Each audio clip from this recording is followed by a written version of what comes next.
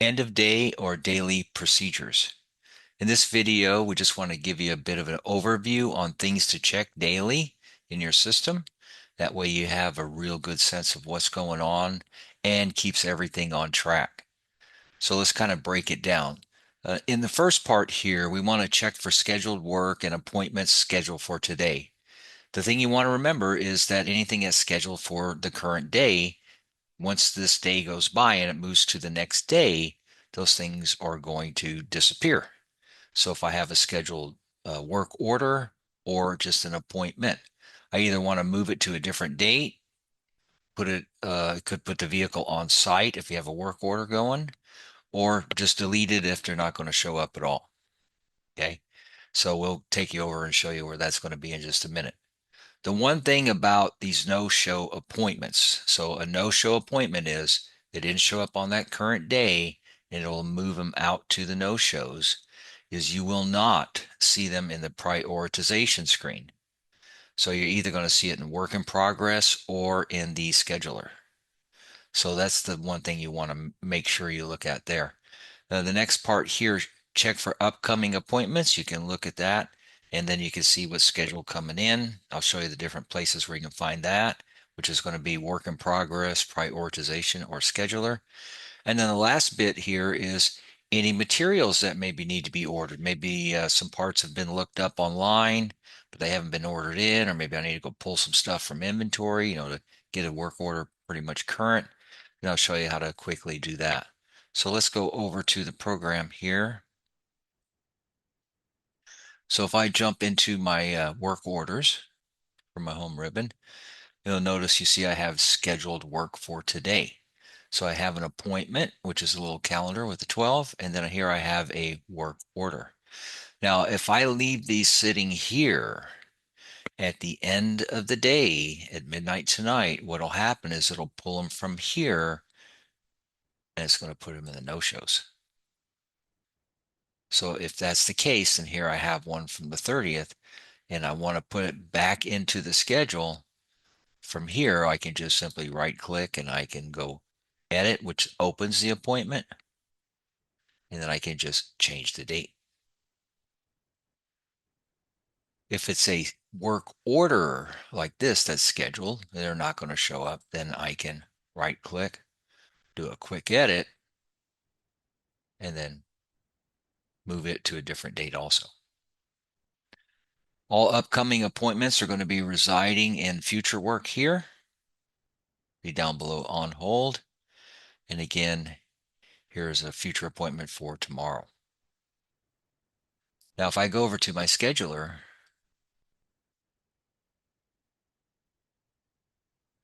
here I have the first, the second. Here's appointment for today. Here's that job that I have scheduled for later today. And then here's the appointment for tomorrow. So what if I want to see if I missed something? See, now I go back. Here's that appointment that was scheduled that didn't show up. And again, I can change all this just by clicking and dragging and putting it to a different time or day. What I won't see is this. In the prioritization, and I'm in the tech view. Again, here's an appointment for today, work order for today. I can go forward in the dates and look and see what's coming up. But if I try to go backwards, it won't let me go. So I cannot go back prior to the current date. Same thing in the overview. Cannot go back to the beyond the current day. The last part is manage parts. So manage parts will give you the capability of looking at all the current work orders, the statuses of the part lines. Do I need to maybe go look something up? Do I need to go pull something from inventory? Here I have something waiting to be ordered. Maybe I'll go ahead and order it tonight so I'll have it tomorrow morning. So all you got to do is just double click. Takes me right to it so I can come in here and place my order. So that way in the morning my parts will arrive. So let's move on to the next section. What do you want to process? So depending on how much of the accounting that you're actually doing in the system depends on how much of this you're going to do. So cash paid outs, what are cash paid outs? These are miscellaneous expenditures or maybe miscellaneous income that's coming in the system. So those will be processed. You want to always process that stuff on a daily basis if at all possible. Bills, so enter your bills. Maybe they need to go to the payables or go ahead and pay them. Or maybe you get a credit or something like that, or maybe a payment, say a rebate or something like that. So you can take that in under bills also. Now, if you're not doing the full accounting in the system, you may not be using cash paid outs and bills. But whether or not you're doing full accounting or not, you do need to process supplier invoices. This is one of the most important aspects of the system. So by double checking your supplier invoices, making sure they're correct, this also ensures that your sales reports are accurate. So when you're looking at sales and cost of sales, you know they're spot on to the penny. Same thing goes if you have consignment invoices, you want to make sure those are processed properly. If you're doing any consignments, return credits. So if I return a part back to a vendor and they send me a credit, I want to make sure this matches up to the penny. Same thing with warranty claims. So even if you're not doing the full accounting, you definitely want to take care of supplier invoices, consignment invoices, returns, and warranties. The other thing you want to do here also is by making sure, and as a reminder, making sure that your materials are correct, your reports will be correct also. And this also includes sublets. So where are you going to find all that? Cash paid outs will be off of the home ribbon under utilities. So the nice thing about cash paid outs is you can always backdate or forward date if you need to, but you don't have to have a vendor. So think of it this way. This is just for miscellaneous expenditures. Maybe I go to the office supply store and get some office supplies, go to the grocery store, I go get gas for the shop truck or things like that. So here you can actually select a vendor. You can have a vendor in here. If you don't have one, that's fine too. You can always use none. Select your ledger account, put a little description. How are you going to pay for it? Bank, credit card, cash, and then how much money it is. And here you can even adjust taxes. So this would be for people that are actually using the ledger in the system. Purchases will have all your bills, so you can go enter bills. You can even bring in credits, such as a shop supply. Maybe you return some shop supplies and they give you a credit. You can do that. You're going to set a date, and you do have to pick a vendor. So you do need to make sure if you're going to use bills that even if it's for some kind of miscellaneous expense or things like that, you want to make sure they're set up in the contacts as a supplier. They don't necessarily have to have a payable account, but they at least need to be set up as a supplier. And then you can process your bills here and either send them to the payable or just pay for them. Supplier invoices. This is the most important thing in your system. So here I would come in on a daily basis. You're going to double check your suppliers. What you're going to do is just come in, open them up, compare these to the supplier invoices. So one of the best ways to handle supplier invoices through Protractor is typically the vast majority of those supplier invoices will be entered by your service advisors. So if they maybe have like a little folder or a basket, something like that. So once those supplier invoices are received in the system, maybe put their initials on it, maybe what work order it went on, or it went in the inventory, and then throw them in the basket or the folder. And then just once a day or twice a day, pull the folder. And then what you're going to do is you're just double checking and making sure this matches. It matches the actual supplier invoice itself. So if you kind of look at this, here I have a wiper motor, here's my invoice number, the date, the supplier. This is sitting on an invoice. There will always be a little icon here to let you know, is it on an invoice or is it a sublet item? Is it inventory? Was it returned? And then you're going to process the supplier invoices. And again, I can always take an item, I can do a view, even though it's on a invoice, it's been sold, it's gone. I can still, correct things such as the cost, who my supplier is, and the invoice number. So this is the most important aspect of it. And this is what keeps your reports accurate.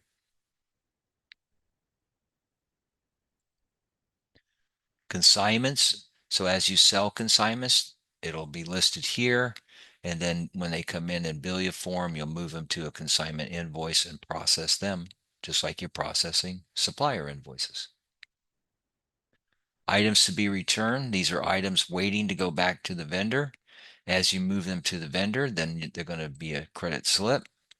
So if I come in here and open them up, again, I want to double check these against the actual credit invoices, make sure they all match up, and then post them through. And last is your warranty pending claims. As you make your claims, they're going to go to warranty claims. And then as you get your credits, well, we don't have any. Let's go put one in. So let's just say we have one here. If I make a claim on something, I'm going to create a claim.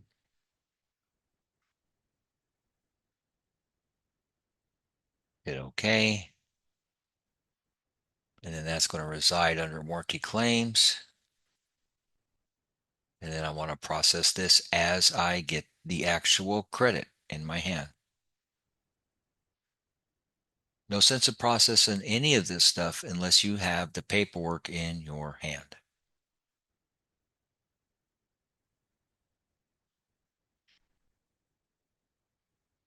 The next piece in here would be deposit your cash drawer.